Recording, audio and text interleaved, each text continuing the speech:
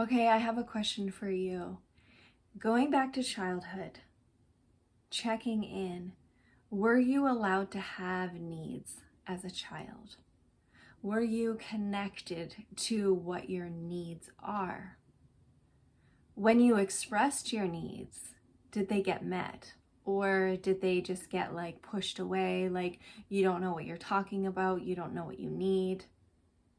So I want to chat about this today because that's going to be, having a huge impact in your relationship, a huge impact in your ability to emotionally connect with your partner if you're not able to actually connect with your own needs and communicate them in your relationship. And I'm beginning to really see the correlation between manifestation and this as well. Because honestly, the relationship that we had as a child with our parents is the relationship that we transfer and project onto everything in our life.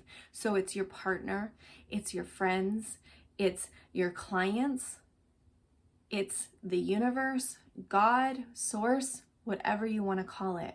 And so in childhood, our parents do the best that they can to meet our needs because they're here to keep us safe, right? They're here to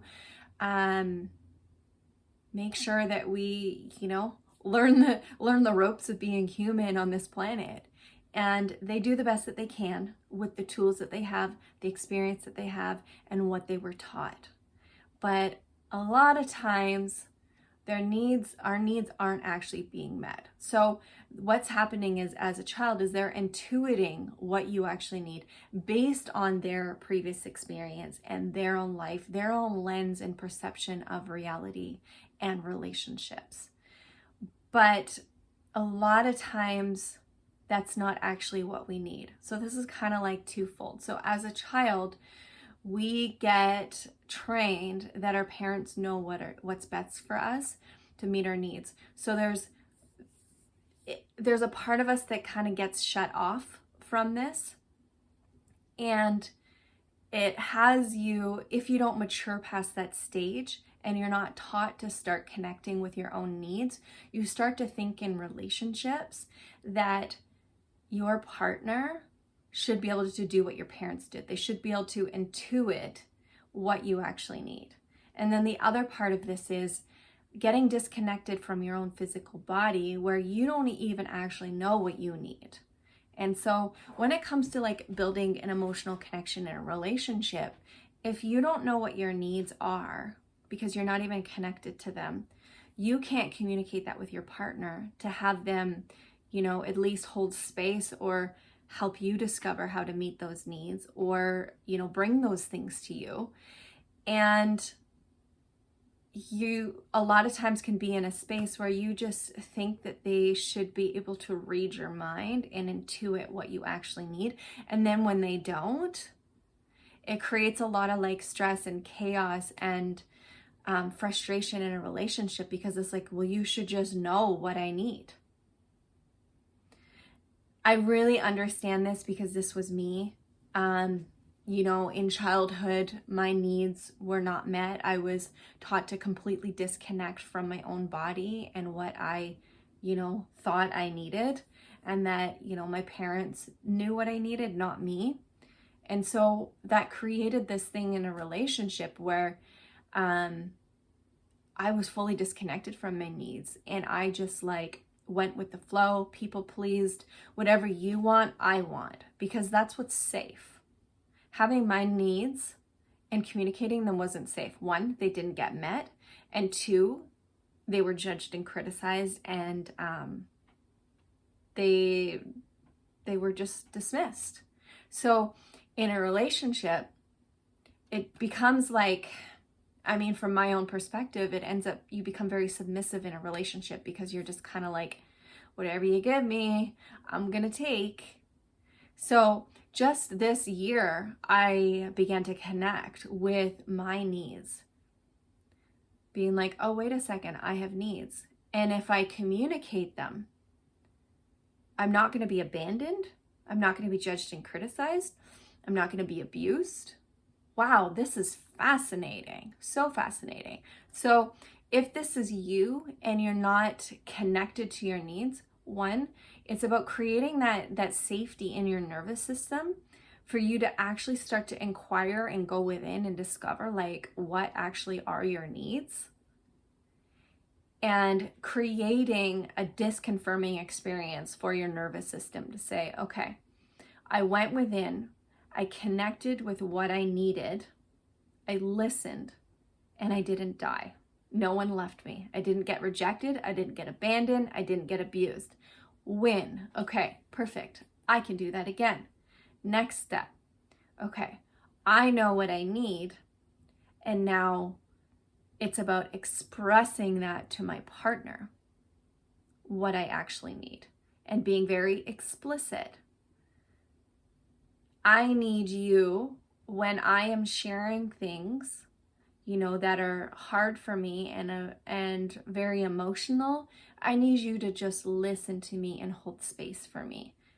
It looks like you sitting there and just listening to me as I speak and not speaking. It's really bright. I'm just gonna move over here. That would be a way of communicating your needs. And then once you've done that, tuning in and being like, okay, how was that received? Am I still safe? Did I not die?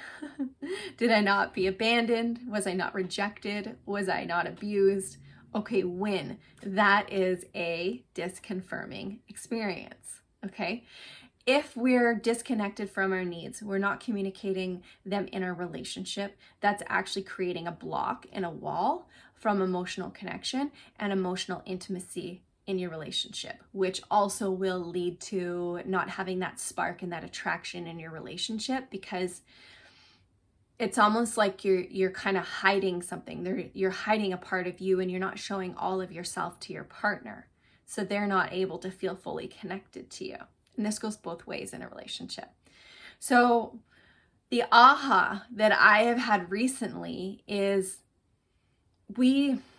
the relationship we have with our parents, and we'll just go with needs in general because that's what this video is about. We transfer our relationship that we have with our parents and what we believe and we're taught around needs onto our relationship, onto our friends and family, onto our clients and our business, and onto the universe, God, source, whatever you want to call it, that higher power. So my big aha was, now, if I'm not connecting to what my needs are, and I'm not being explicit and clear on what they are, then I'm not able to actually explicitly communicate them to the universe, to God, to source, to say, this is what I need in my life.